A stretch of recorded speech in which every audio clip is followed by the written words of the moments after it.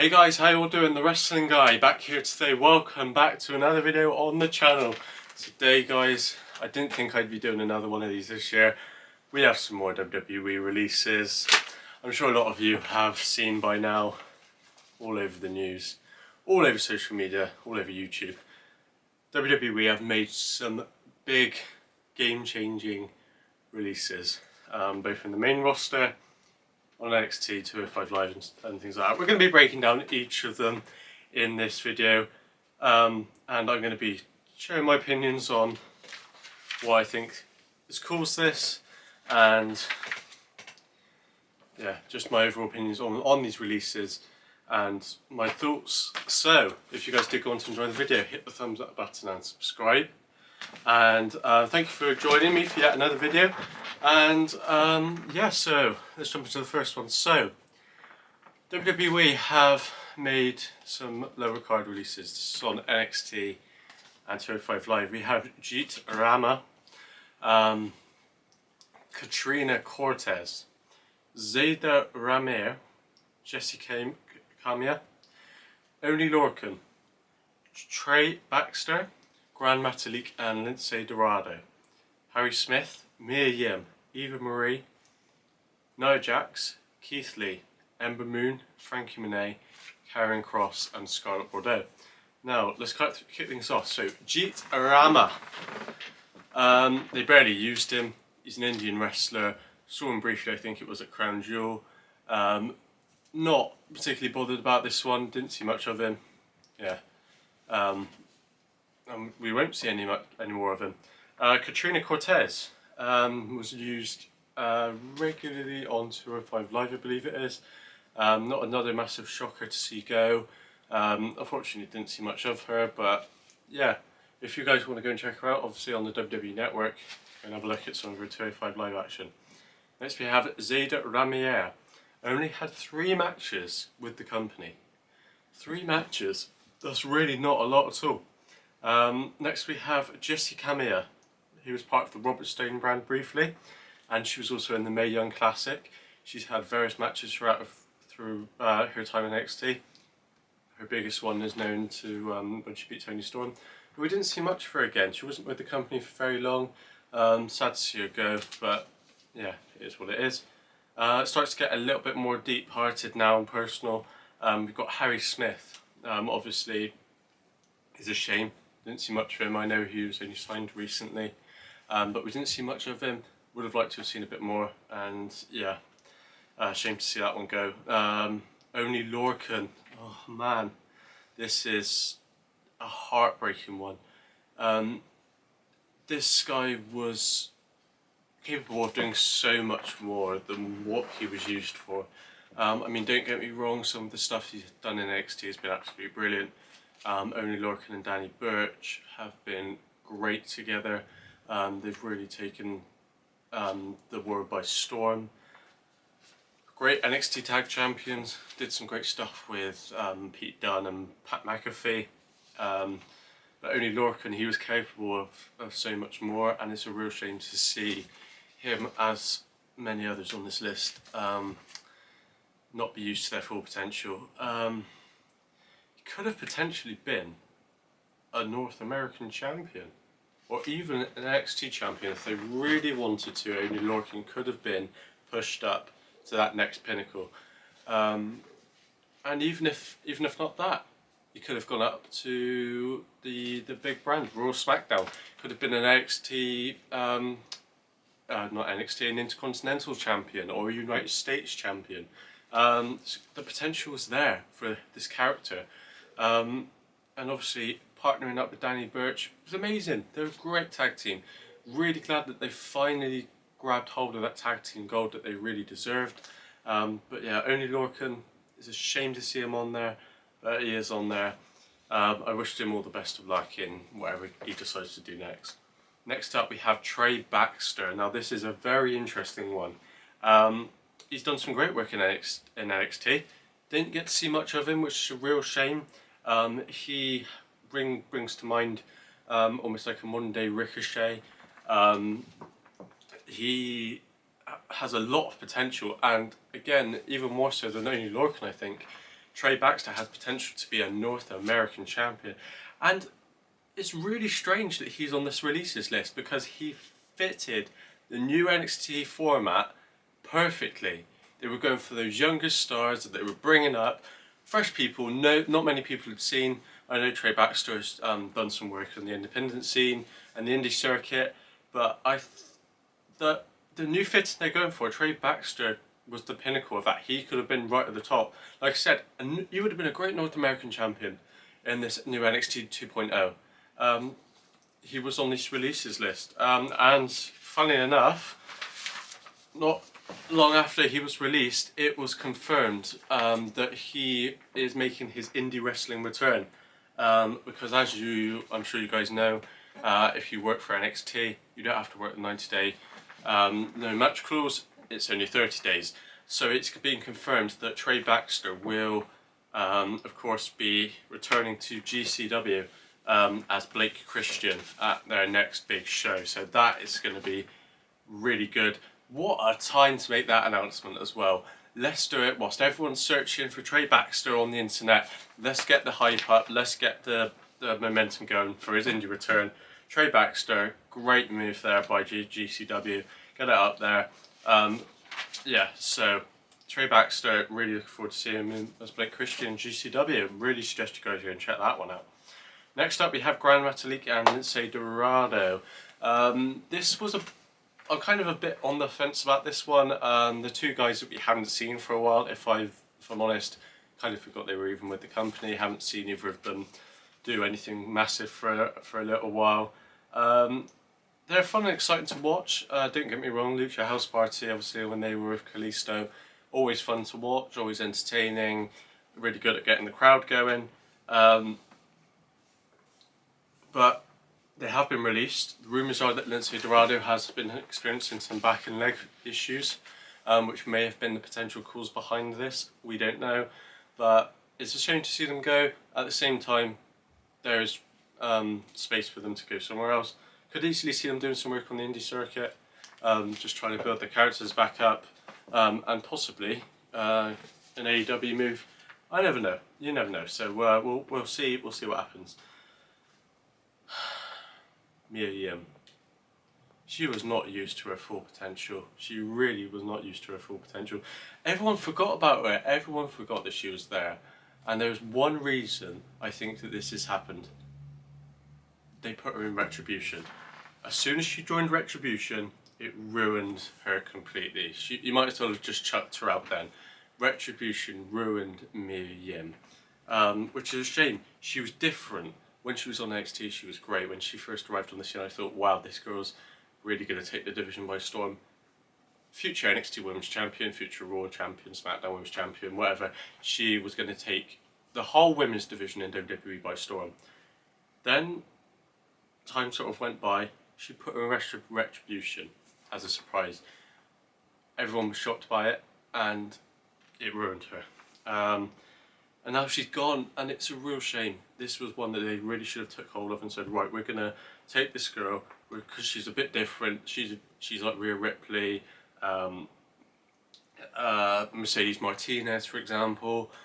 People that, some that little bit different, not your typical female superstar. And I think they should have really taken the ball and ran with it with Mia Yim, but I think they've dropped the ball. And it's a shame that she's been released because I think the potential was definitely there. Next up we have Eva Marie. Now this isn't a massive surprise. They brought her back as they put a lot of emphasis on the fact that she was coming back to WWE. Everyone was excited, everyone was pumped. But then we found out that she was actually going to be resting, which I don't know about you guys, but from my perspective was a bit of a surprise because I thought she'd be better suited to come back and pursue a managing role and become a manager for someone as opposed to a wrestler, because she didn't do a great job as a wrestler. The handful of matches she's had have been not to a very good standard. The one with Alexa Bliss at the last pay-per-view was awful. The stuff she's done with Dewdrop has been pretty poor. So not a massive shame for this one. Yeah, be interesting to see if or when she does anything else wrestling related. She may not, but we'll have to see.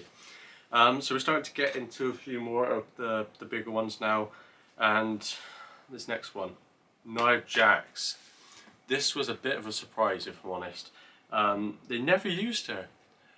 She should have, very similar to Mia Yim, been used. She had her size and her look. They should have used that to its full potential, but they kind of sat in this sort of lukewarm middle area.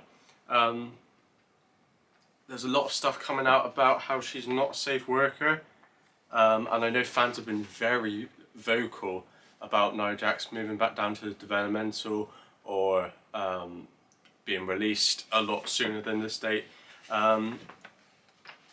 Obviously, we can't say that we're glad this has happened.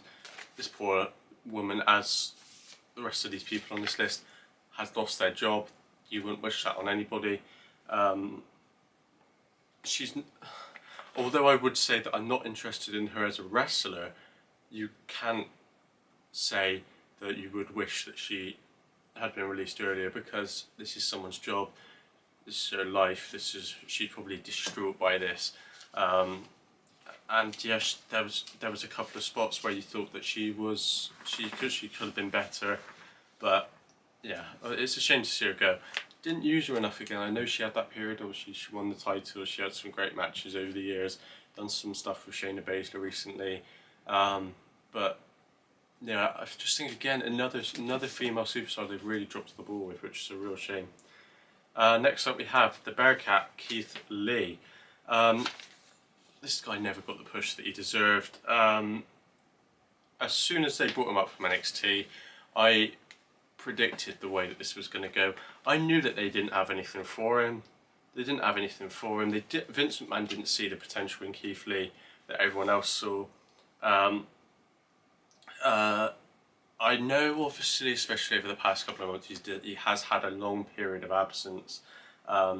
During that time, they messed around with his name, they've messed around with his character, his music. This is a hugely missed opportunity. I mean, this guy's a former North American and NXT champion. This guy isn't just your casual jobber that's just arrived all of a sudden and you thought, oh, I don't know what we'd do, we'll just slap this music on him, we'll just give him this name and we'll just make him do whatever we feel like each week. This guy should have been pushing for that WWE title. We should have seen Keith Lee against Big E, for example, instead of Drew McIntyre again. Keith Lee should be a guy that's competing for that top prize. You should be worried about Keith Lee coming after you if you're a champion. This guy's been treated as a joke. He looks like a joke with his new outfit, his music.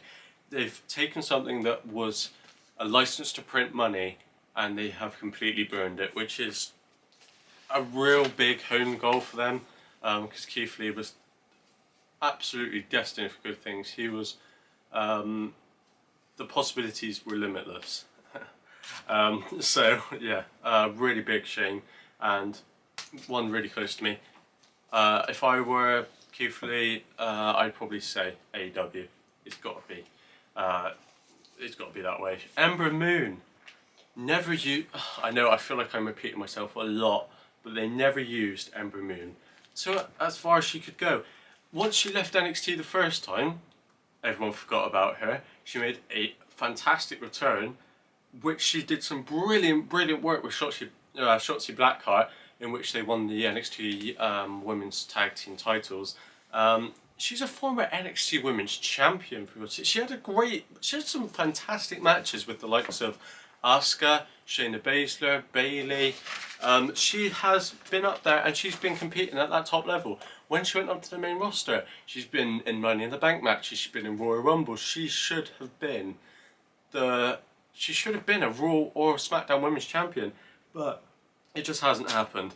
And it's a shame because, again, as somebody who has the talent, has the potential to be something big, has some potential to be something revolutionary for the women's division. A lot of people are moaning at the moment that the WWE have gone back to relying on the four horsewomen.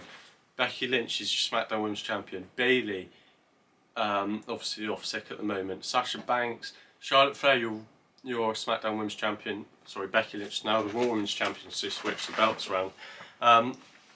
Ember Moon should be up there. Ember Moon should be up there as a champion, and again, just someone that they just really didn't know. They really didn't understand, really didn't know what to do with. It's a real shame to see her go. Could go over to AEW, could go back on the independent scene, Impact maybe, I don't know, we'll see. But I really hope we see some more of Ember Moon elsewhere, because she definitely deserves to be pushed to the top. Oh, this is such a big one, this next one. Frankie Monet. What a shock. With her look, her talent, she'd be the foundation of building the women's division of the future. She was where they should have looked and said, right, we've just started out NXT 2.0, we're going to use Frankie Monet as an example, and she's going to the top. But no.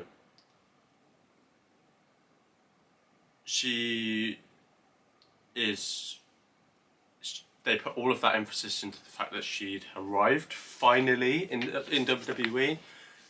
She did some fantastic work in Lucha Underground as Taya Valkyrie, absolutely fantastic.